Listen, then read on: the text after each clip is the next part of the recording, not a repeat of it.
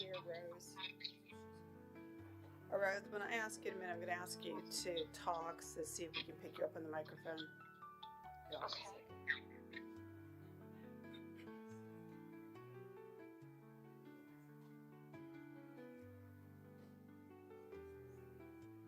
Yeah, I'm going to have Rose talk, make sure you can hear it for recording purposes.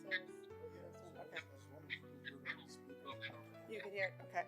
Hey, Rose, will you just say good morning, please? Good morning, everyone. Can you all hear that? Okay, fine. Okay, Rose, sounds like you're good. Don't say anything inappropriate because you're now being on the microphone.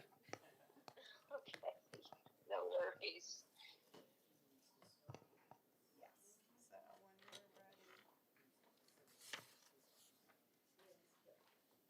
So when you're ready. No, you got 3 minutes.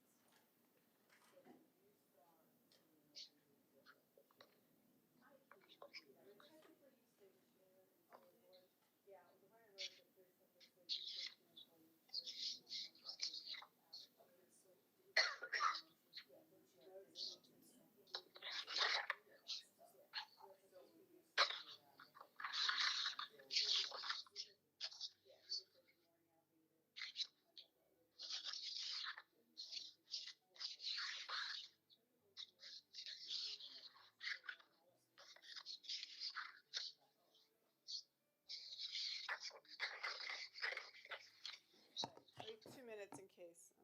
Sorry, I gotta get that here too. That was, yeah, I think she's just moving papers or something, so I gotta have to. Yeah, tell her to stop. All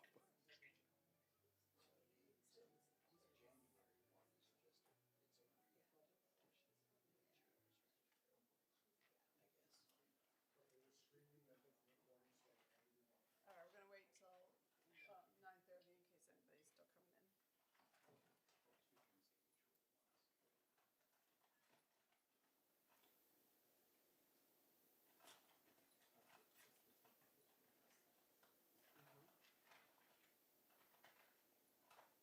Alveda, we also do the attendance. I'm sorry. We also do the attendance, and then I'll give Mrs. Dwyer an opportunity to say that she's participating remotely in the reason. She's participating remotely. We need to capture the meeting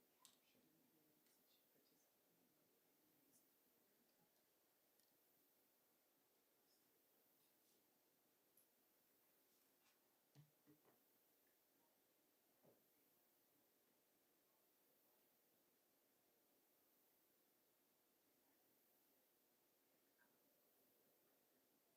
participating remotely. No one from the chief of staff office is coming. That's a really good question. I know that Laura Beth is not here. Okay.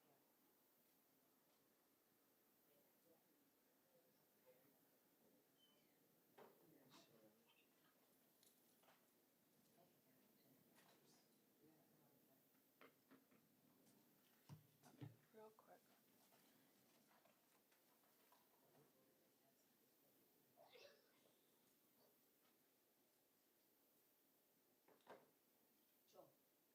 Joel, you got an extra pen down there? An extra pen? You know what? I do like quality check. We type too much now.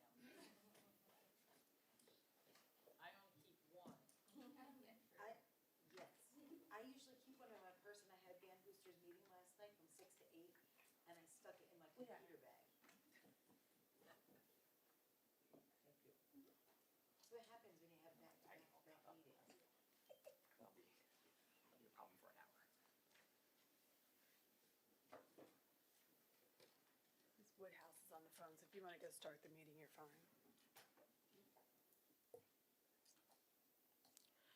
Good morning.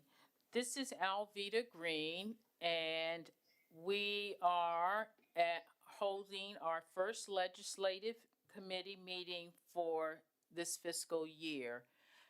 I am acting chair of the legislative committee until we elect a new chair.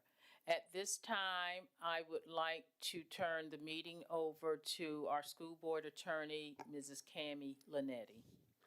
Good morning, everyone. I just want to go ahead and take attendance for the record. Present in the room is Dr. Alveda Green.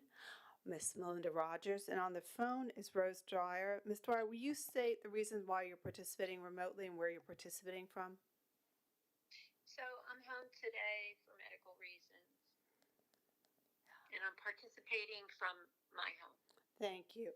Also in the room, we have Mr. Andrews, who is our legislative consultant. We may have a member from the administration coming, and of course, myself and my paralegal, Brianna Bruce, are here. At this time, we do need to conduct the election for the Legislative Committee Chair for FY27, as this is your first meeting for fiscal year FY27. Is there a nomination for someone to be Chair of the Legislative Committee? I nominate Dr. Green. Is there a second? Ms. Dwyer, are you interested in doing another nomination, or are you interested in seconding Ms. Rogers' nomination of Dr. Green to be the Chair of the Legislative Committee? I'll second that. All right, we have a second for Ms. Dwyer. Are there any other nominations for chair? Hearing none at this point, I will call for votes. You will need to raise your hand so we can call it vote. If you are in favor of Dr. Green to serve as the FY27 Chair of the Legislative Committee, please raise your hand. I have Dr. Green has raised her hand, Ms. Rogers has raised her hand, and Ms. Dwyer, how do you vote? I vote yes. Aye, so 3 votes. Congratulations, Dr. Green. I will turn the meeting back over to you. All right, thank you, and thank you to my colleagues for electing me as chair. Moving forward, next item on the agenda is adoption of the agenda. Is there a motion to adopt the agenda? So moved. Thank you. All in favor? Aye. The ayes. Yeah, Ms. Dwyer responded, yes. Thank you. The ayes have it, so we will move forward with the agenda. Our last meeting, I hope everyone had an opportunity to review the minutes. Are there any questions or adjustments that we need to make to the minutes from October 31st, 2025?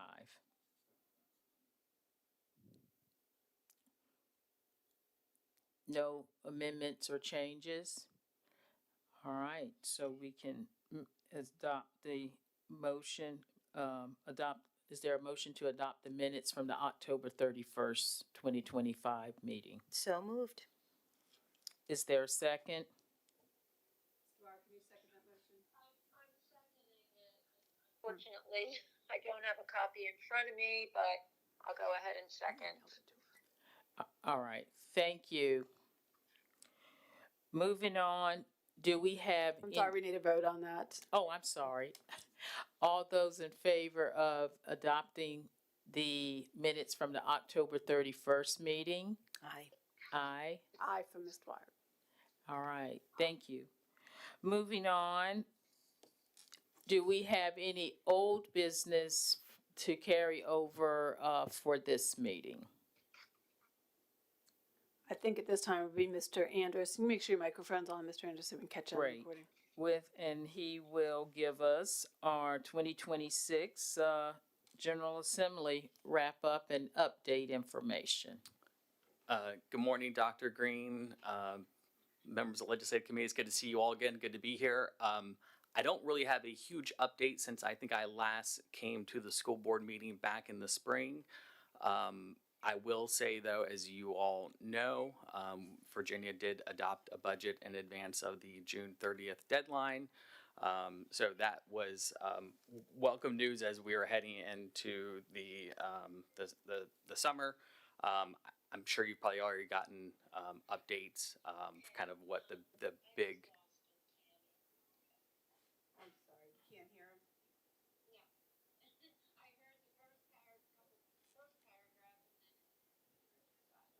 Okay, sorry.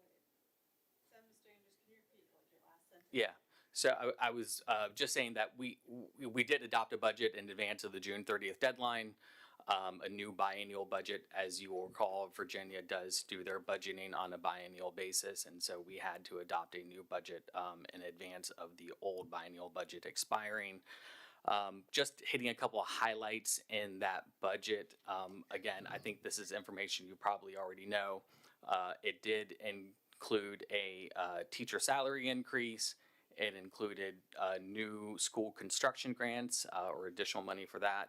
There was also some targeted money for special ed add-on, as well as infrastructure and per pupil, as well as at-risk, and a few other smaller actions. A couple things I would also like to note as we think about heading into the 2027 session, just because this will impact that. The General Assembly did fund the joint committee on secondary education funding. As you recall, this is the group that was formed after the JGLAR recommendations from several years ago. So that work is going to start again. They have not yet met, but we're keeping an eye out for that. So that will certainly probably frame a lot of our discussions over the coming months, years, as the General Assembly and Virginia looks at changes to K-12 funding, including formulas and things like that. So there will be a lot of work involved with that. That will certainly not be a short process. But something that is exciting that we're getting that work moving again after it being stalled for a year or so. So happy to answer any other questions. But again, I think a lot of the stuff that that happened during the General Assembly session, I think we highlighted back at the school board meeting back in the springtime.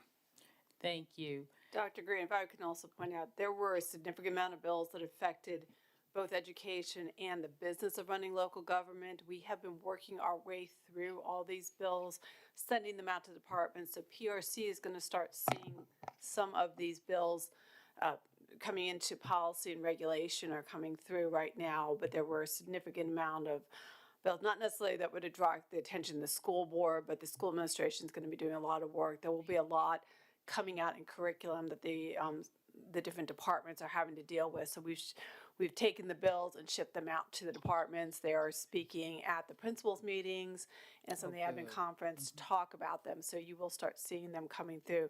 Just a lot of information came in. One that's going to be very significant is protection of rights for persons who are citizens of other countries or on immigration status. There was a significant bill for that coming through. Big one on diabetes management that they're going to have to do some work with, and a couple other ones. So that kind of stuff you will see us implementing the policies and regulations. But again, when the General Assembly is late getting stuff and we're not sure when the bills are going to be finalized, it takes us a while to get them up and working through the process. So you will see those changes come through both in August and September. All right. I have Thank a quick you. question for Mr. Andros. You mentioned funding formulas, and I know we discussed this previously, but I think my big concern is the changes that they are wanting to make or anticipating, that we get those changes either in time for our ability to create our budget, and that we don't find that we have shortfalls after a decision has been made, or that they delay the implementation for at least a year again, so that we don't have shortfalls in our own budgets. We have to make decisions before they make their decisions, and so that's my big concern.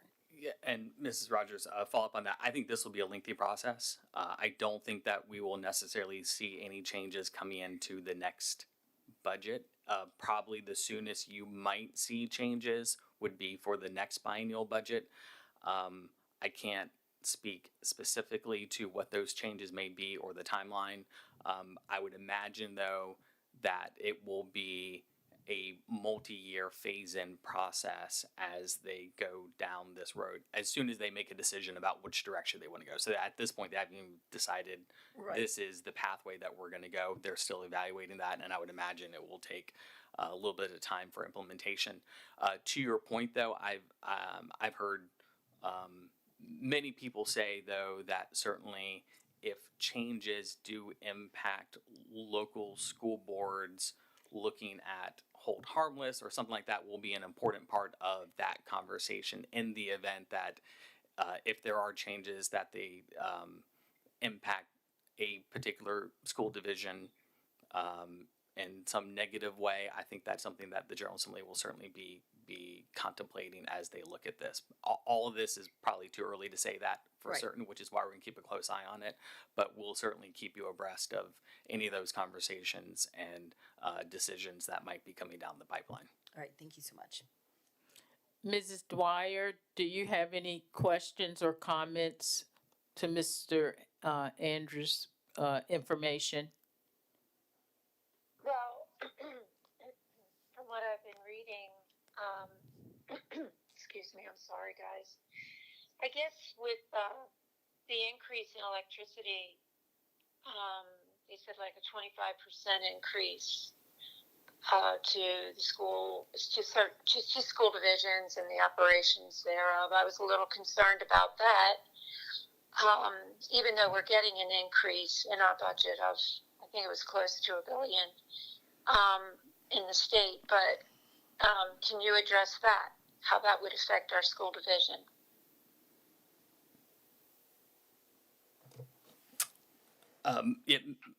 Ms. Dwyer, I don't know the exact numbers for you all. I will say, though, that the cost of electricity has been a key discussion point with the General Assembly. As you probably recall, there's been a lot of conversation about data centers and how that certainly has impact energy usage in Virginia. So that's something that they are certainly weighing and thinking about future policy decisions of how to address that.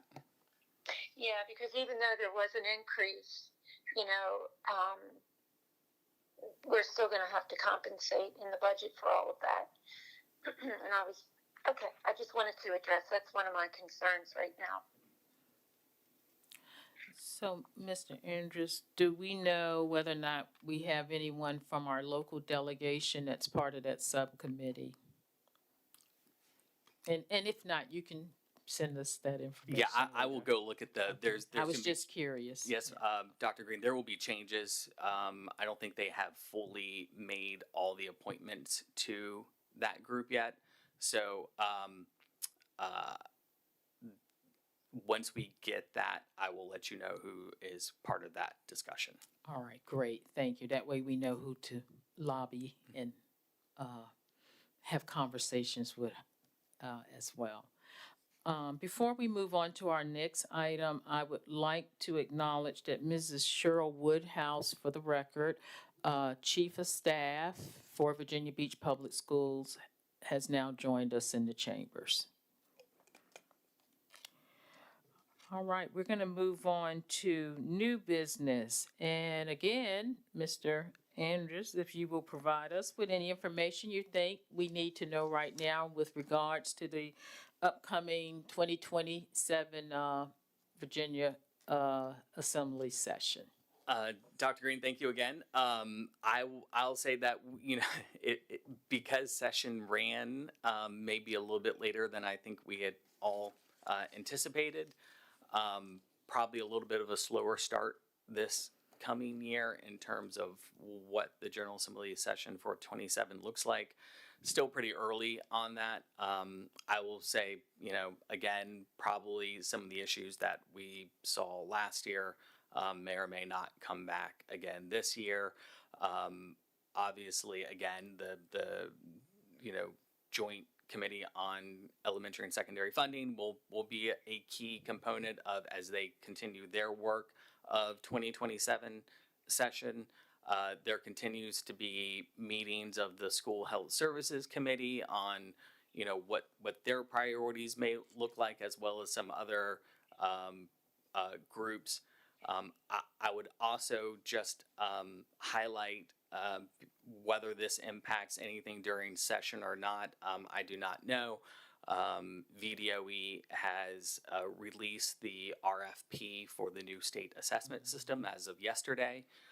So that will certainly be, I think, of keen interest to the General Assembly, and as that impacts cut scores and accreditation and all of those things. So that is something that is kind of holistic in that perspective. We may or may not see continuing discussion and engagement from the legislature on those types of issues during the 2027 session. My understanding is they hope that that RFP will be, completed and wrapped up sometime around the end of the year. So that may inform some policies heading into the new General Assembly session in 27. Again, I don't know that for a fact. That I'm a little bit of speculation on my part, but just given the conversations that have happened over the last several months, I would not be surprised to see those types of topics come back up, given the work that the General Assembly has already done, as well as the work that VDOE is doing in that space as well. All right, thank you. Ms. Rogers, do you have any questions or comments to do. Mr. Andrus's? I do. Thank Remarks. you, Mr. Andrews. I appreciate you being here. So you're talking about the cuts, continuing to discuss the cut scores and continuing to do that with some of the players in this. Is more about, Dr. Woodhouse has also some additional information. Dr. Woodhouse has also some additional information. I know she probably followed would be what does the impact might be. So I would imagine there will be an indication that they are going to do a wholesale reversal on anything. I think it's Right. more about what does the implementation side of that look like for local school divisions. Interesting. Okay, thank you. Mrs. Dwyer, do you have any questions or comments to Mr. Andrus related to what he just shared about the 2027 legislative session? No, but I'll be looking forward to hear what the implementations are. So that should be interesting. All right, all right, thank you. Dr. Green? and Yes, Ms. Ms. Rogers, Woodhouse. Ms. Dwyer, I will add that in terms of the upcoming year, the cut scores have changed, so the level of rigor did increase. When Dr. Bannicky and her team come forward with the presentation to the school board, as they do annually with the SOL data and information, they will also be sharing additional information about what that looks like. But we were aware when the new assessment system was adopted that over a 4-year period, the scores would adjust, becoming more rigorous each year of the process. And so we are anticipating that for the upcoming school year, and we have made our administrators aware of that information, and we continue to work and adjust as we are told and notified by VDOE. And I do think it's really important that parents understand that these Absolutely. cut scores are going to be changing. It will be more rigorous. And should there be a dip in our pass rate, that is something that is understanding that it is not necessarily because the children don't know, but because the cut scores have changed to be more rigorous, and that we then have to change with that. And we have the anticipation that should there be a dip in the scores, this is something that the public looks at as far Absolutely. as the scores, not necessarily understanding the changes. Absolutely. And so I want to make sure that as a division, because we have such high expectations of our students, and we do have high expectations of our staff, that the public does understand these changes are coming, that it's not going to be the fault of our staff or the fault of our students should this, we anticipate that this could cause a dip and that this will be part of the process with these changes. And I want to make sure that gets out there. Absolutely. Anytime there's a change in any assessment we have, whether it be SOLs, AP, SAT, anytime there's a change in the process, we have a robust communication plan, not only with our school staff, but also with our parents as well as our students, because students need to know what their goals are as their goal setting and setting targets. Now, obviously, we are hoping that we do not see a dip, but we have in the past, trends have shown whether it's a change in curriculum, in the state assessment systems, the cut scores, that you sometimes do see a little dip before you rebound and increase. In this case, the standards are not changing. So you remember last year and the year before, we went through some drastic changes with the curriculum in itself. So at least this year, the curriculum and the standards are the same. It's just the cut scores are changing. Right. So we will definitely be closely monitoring that, and we will have a robust communication plan with our school staff and our community. Okay, good. And again, if we anticipate this, that it could happen and the community is aware, should it happen, it's not going to be a big surprise. And I just want to make sure that that is very clear. Mrs. Rogers, I might add one more thing to that because I think what parents will see will also change a little bit this coming year. As you may recall as well, there was the SOL reform bill that we had this past General Assembly session, which had a lot of changes to the legislation that we saw in during the 2025 General Assembly session. One of those components was that SOL scores will now be front-facing on a 100-point scale. So what parents see in terms of SOL scores will also change. They will still use whatever scaling on the back end, but in terms of the public-facing score for the parents, it will be on a 100-point scale. So I just received my child's SOL scores for her English writing, and it is a 600-point scale. So that will be changing. What you will see is that scale on a 100-point scale or 100-point percentage. The concern that the General Assembly had was a 600-point scale doesn't necessarily have a whole lot of meaning to parents, but they understand what 85%, 95%, 70%, they understand those terms because that's what they're used to seeing grades in. And so the SOLs from a public facing standpoint for the parents will now reflect that type of scale, even though it will still be scored on a 600-point scale in the background.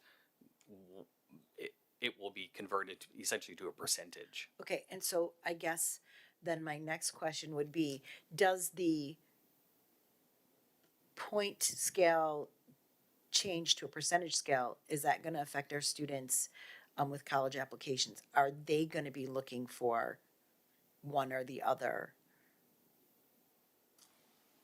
That's a good question. I do not know the answer to that. I don't think it changes anything in terms of the actual data sets. It's just how that information is presented. Yeah. Right, and I just wanted to make sure that that's, I know that when students are putting out their college applications, they have the concern about their SAT scores, their ACT scores. I don't know if that's something that colleges look at, is SOL scoring. It may, or just depending on, especially their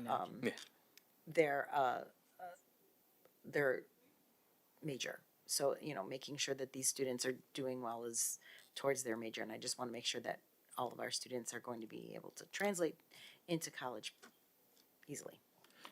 So, Mr. Andrews, I may be able to help you a little bit with that when I see you said have at it. And I'm coming from the perspective, Ms. Rogers, of working very closely with many students in another life in terms of going through that college applications process.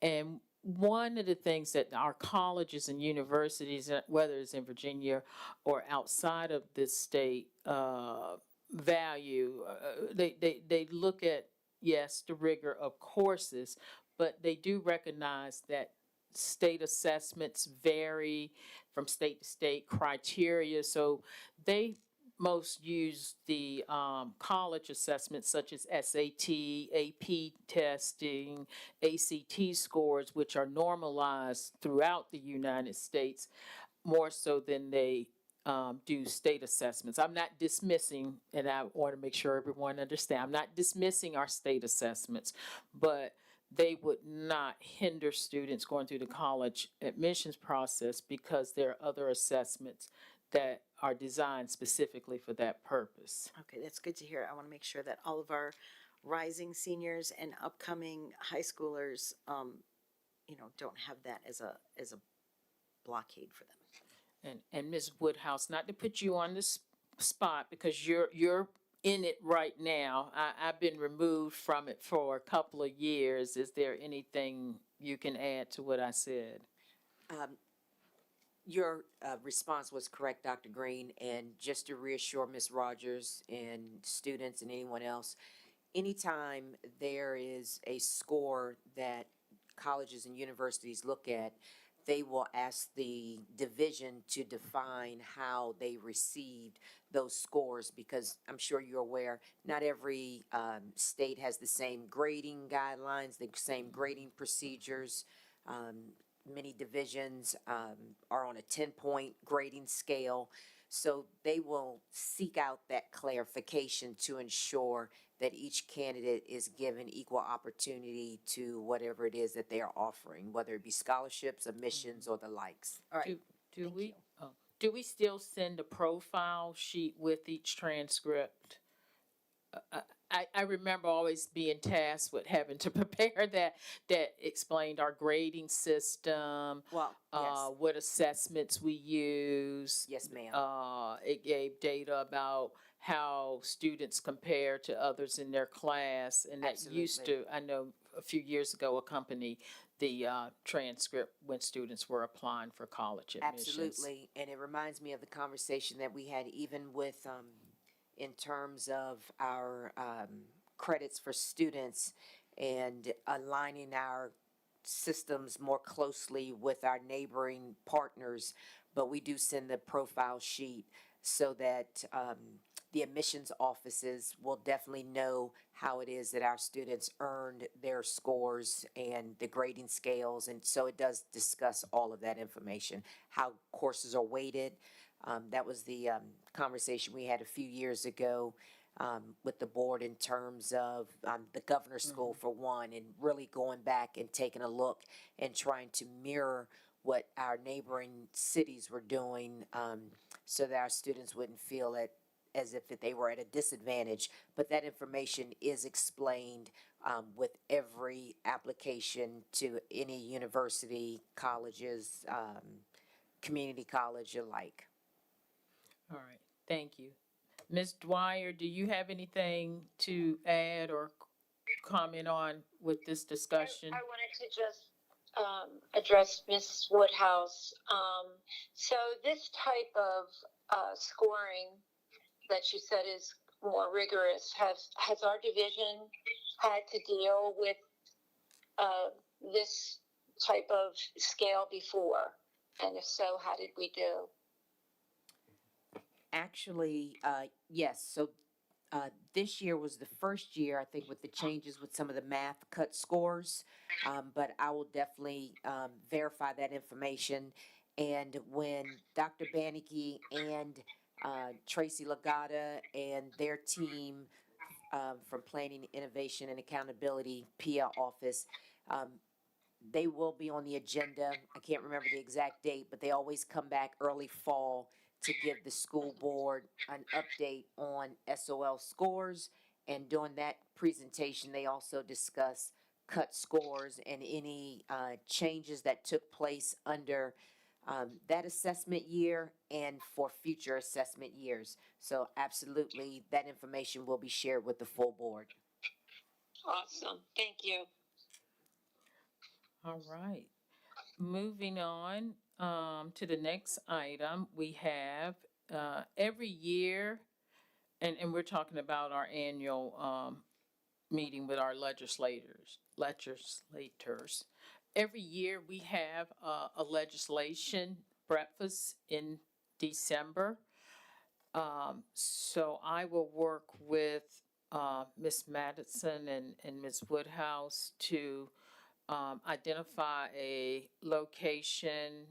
Typically, we do it at one of our schools, and identify a date so we can all get that on our calendar as well. And usually we do it a few weeks, Ms. Woodhouse, as you know, as early as we can get it in December as possible. And at that time, that's when we typically present our legislative agenda to our delegation before they start their new session. So, before we move on to meeting dates, anything under other business? Oh, I know what I have under other business, which is very important and related to the breakfast.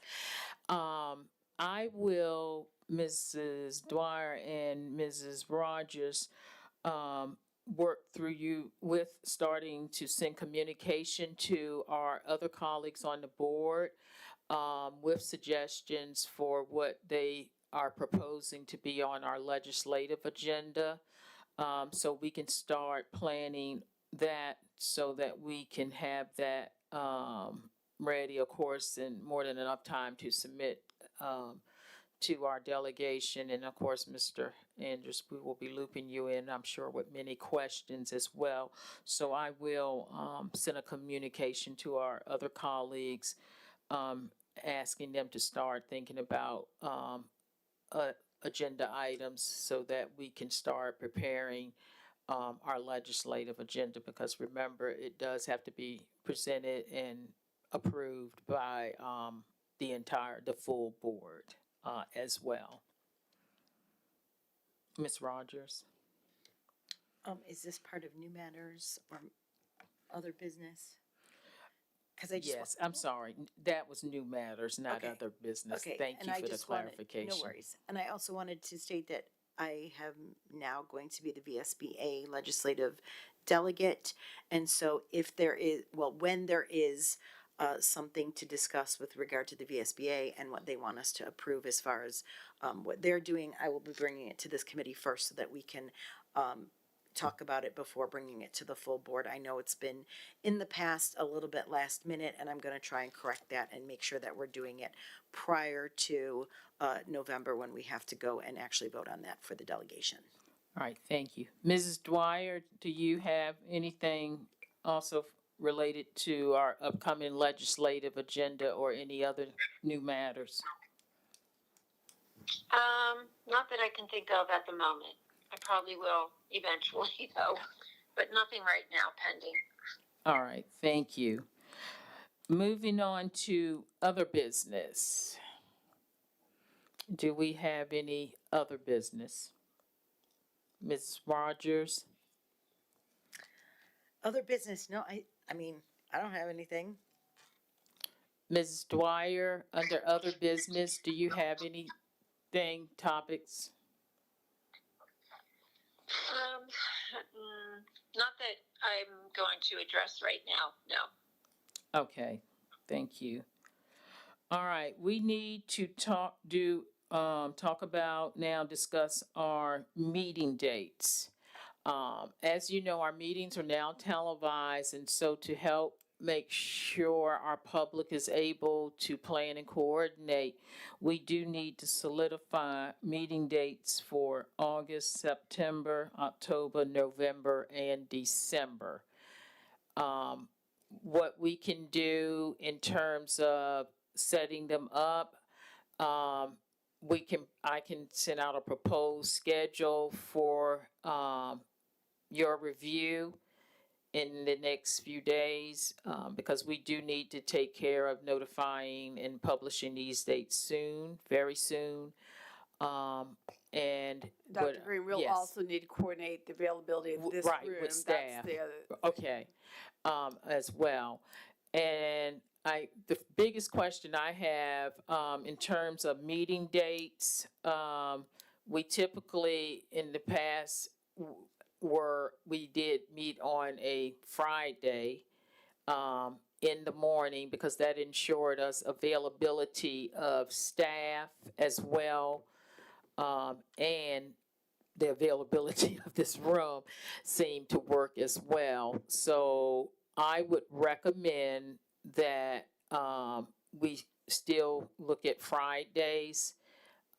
Any thoughts on that? I'm fine with Fridays. I just wanted to also state that it would be a good idea to schedule through December and then wait until January as there will be new members of our board coming on, and we'll have to see what happens then. Ms. Dwyer, how is Friday availability for you? Friday availability, yes. As long as I have notice to get, as long as I have enough notice, I can make it work. All right, so what I will do for the committee and Mrs. Linetti, so you can coordinate with and Ms. Woodhouse as well, so we can make sure we have this room as well as staff who will be available. I will send some proposed dates with my committee members, and then we can move forward. Unless someone else has any other items, I think we have covered everything for our agenda. With that being said, oh, I thought Ms. Linetti was getting ready to say something. With that being said, the Legislative Committee for July 28, 2026 is now adjourned. Thank you.